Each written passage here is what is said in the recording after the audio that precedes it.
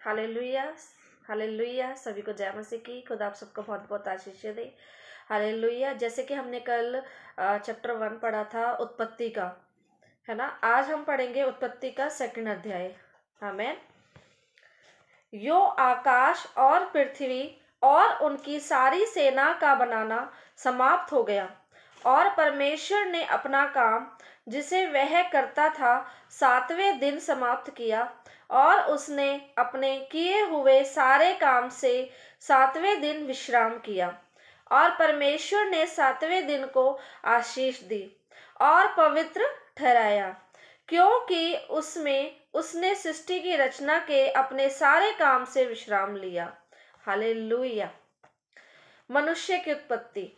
आकाश और पृथ्वी की उत्पत्ति का वृत्तांत यह है कि जब वे उत्पन्न हुए, अर्थात जिस दिन यहोवा परमेश्वर ने पृथ्वी और आकाश को बनाया, तब मैदान का कोई पौधा भूमि पर ना था और ना मैदान का कोई छोटा पेड़ उगा था, क्योंकि यहोवा परमेश्वर ने पृथ्वी पर जल नहीं बरसाया था और भूमि पर खेती करने के लिए मनुष्य भी नहीं था।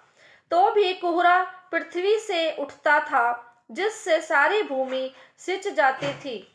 तब यहोवा परमेश्वर ने आदम को भूमि की मिट्टी से रचा और उसके नथनों में जीवन का श्वास फूंक दिया और आदम जीवित प्राणी बन गया।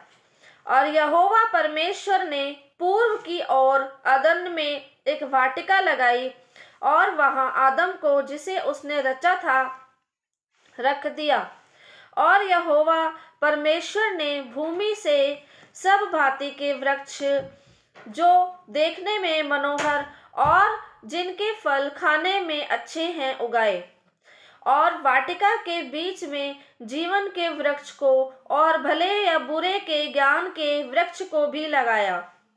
उस वाटिका को सींचने के लिए एक महानदी अदन से निकली और वहां से आगे बहकर 4 धाराओं में बट गई। पहली धारा का नाम पीशोन है। यह वही है जो हवीला नाम के सारे देश को, जहां सोना मिलता है, घेरे हुए है। उस देश का सोना चोखा होता है, वहां मोती और सुलेमानी पत्थर भी मिलते हैं। दूसरी नदी का नाम गीहोन है।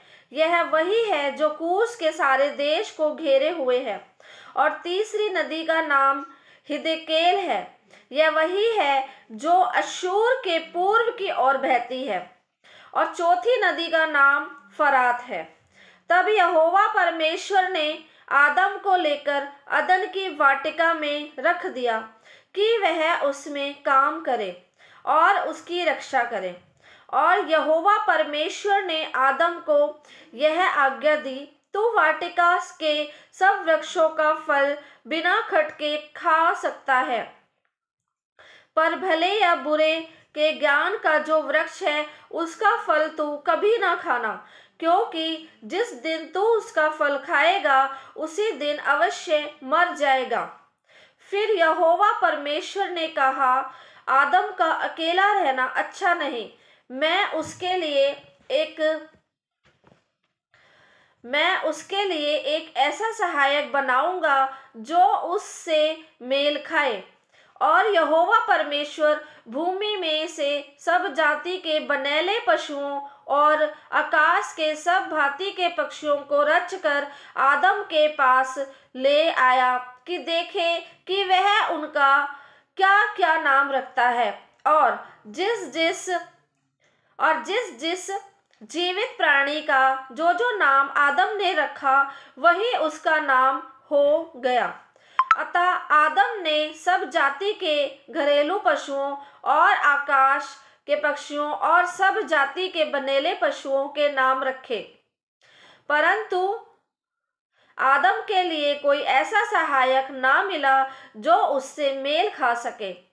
तब यहोवा परमेश्वर ने आदम को भारी नींद में डाल दिया और जब वह सो गया, तब उसने उसकी एक पसली निकाल कर उसकी जगह मांस भर दिया और यहोवा परमेश्वर ने उस पसली को जो उसने आदम में से निकाली थी स्त्री बना दिया और उसको आदम के पास ले आया।